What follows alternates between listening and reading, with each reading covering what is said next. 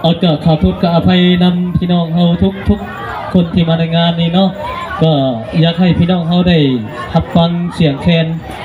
จากตู้หรือจากลำวงเนาะแต่ว่าก็เนื่องจากว่าบ่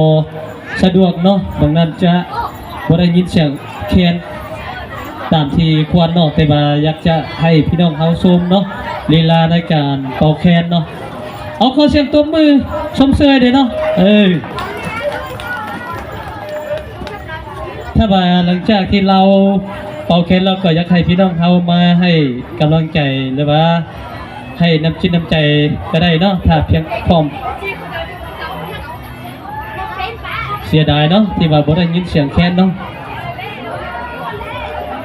โอกาสหน้าถ้าว่า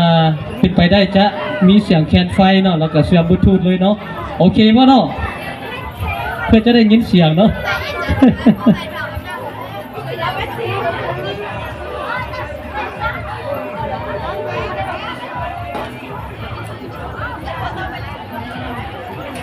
โอ้ไว้ขนาดนี้ว่ายัง